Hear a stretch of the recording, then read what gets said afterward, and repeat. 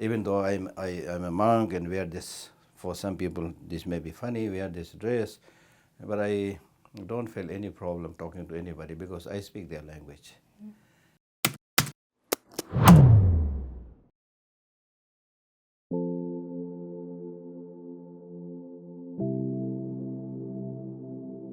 Could you tell us a little bit more about the talk that you're giving about the Buddhist perspective on peace today? Yeah. And is there a specific reason why you chose this topic?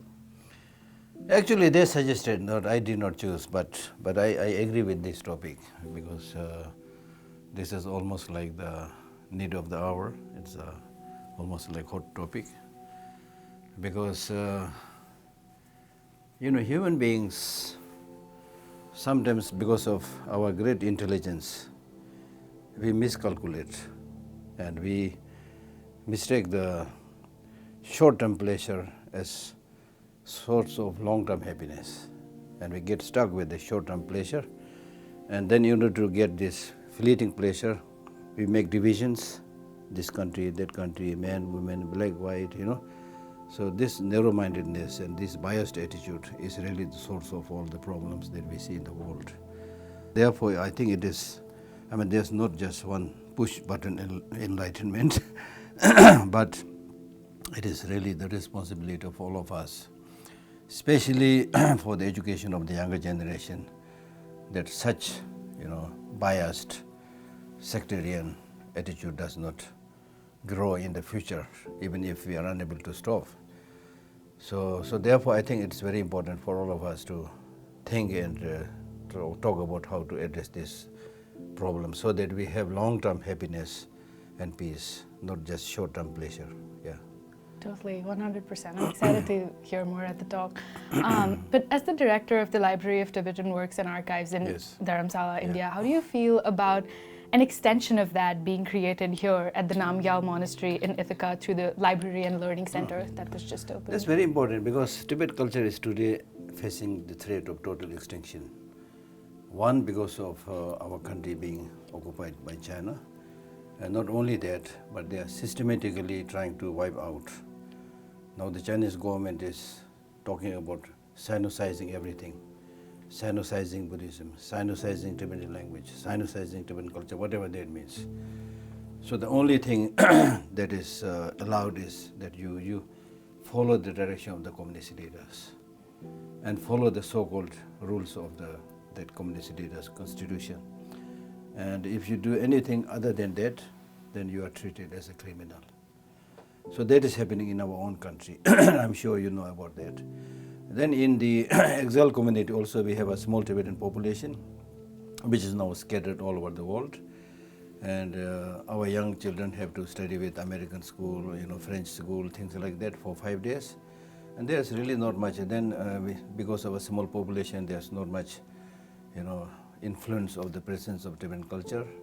So therefore, unless we doubly work hard, we are really facing threat of, the extension of Tibetan culture. But then the question is the Tibetan culture relevant today? Very much so. I had the privilege of traveling over 30 countries all over the world, spending and talking to so many people. And I found that Tibetan culture is not only a world cultural heritage, but it really has the efficacy, the capacity to address many of the modern problems like loneliness, isolation, stress, and low self-esteem. All these maladies that we are facing today, there is a lot in the Tibetan culture, Tibetan Buddhism, to solve these problems. Yeah, 100%. And I kind of have a question off of that, and this question comes from one of my mentors who met you at Dharamsala in India. But as a community of immigrants, the Tibetan community, whether it was like in India post-1959 or then coming to the US or to the West, they've done pretty well for themselves. Exactly. They've not just survived, they're thriving. Exactly. What Buddhist principles do you think have to do with that? Yes, Buddhist principles and Tibetan culture, because of its, it has this aspect of addressing the problems of not only human beings but all sentient beings. So that potential, of course, is there. There may be the one reason. But one of the biggest reasons is His Holiness the Dalai Lama, who has always presented himself as a representative of those who have no voice, speaker for the voiceless, and who has never seen differences among any people or any culture, any nation. And he is somebody who every morning prays for the benefit of all sentient beings, and he lives up to that prayer. So I think because of this dynamic, compassionate leadership, which allowed us to make our presence felt and share our culture and religion to many people. And then of course we have friends all over the world who are also seeing the benefit of this culture and helping us spread, just like you are doing through this media. Yeah, totally. And I'm kind of curious to know, what was it like working so closely with His Holiness, the 14th Dalai Lama? Most of us haven't met him and are curious to know what he's like as a person. Yeah, of course, His Holiness, the Dalai Lama, is seen as an embodiment of the deity of compassion, Avalokiteshvara, he is a reincarnation, things like that. But I don't see him so much from that point of view. I see him as a true, compassionate, living human being who does not pretend in his life. The more people praise him, the more he becomes humble, which is, I think, very, very unique, right?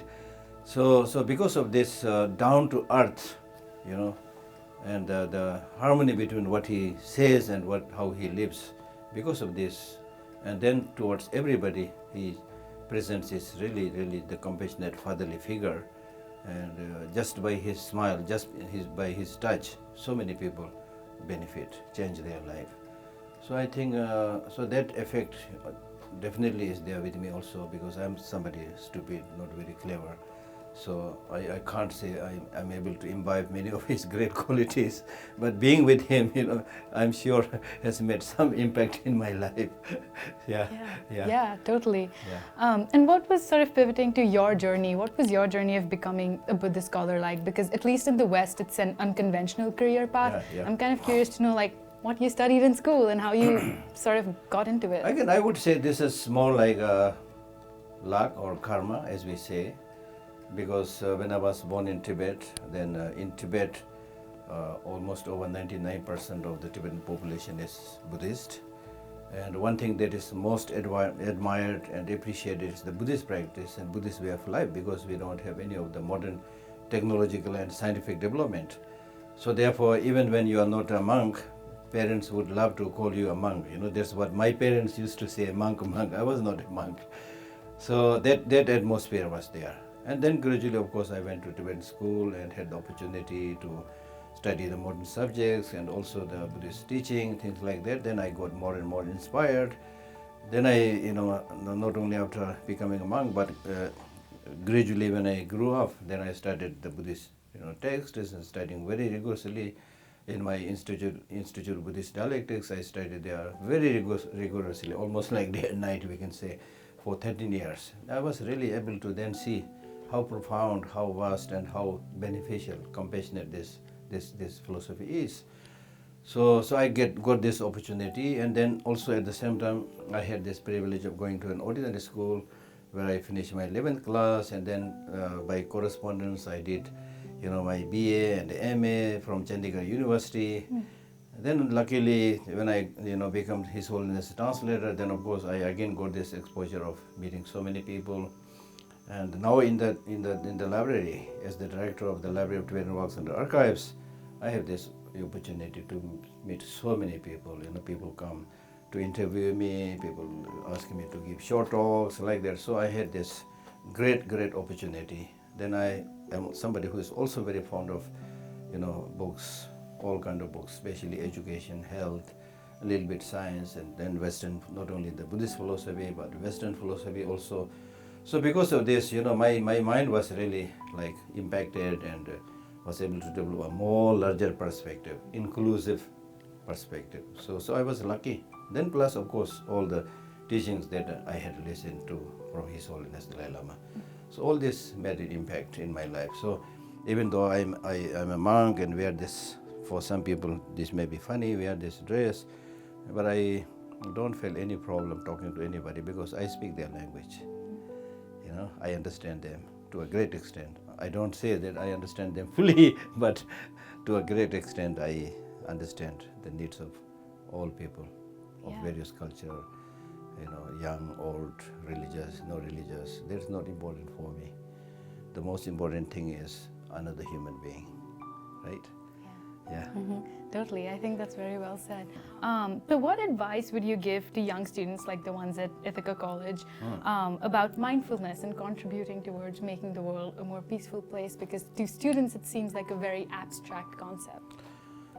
The one very important thing is that while they imbibe and learn the modern education, whatever it is very important for them to, at the same time develop kind-heartedness, compassion, to be more ethical.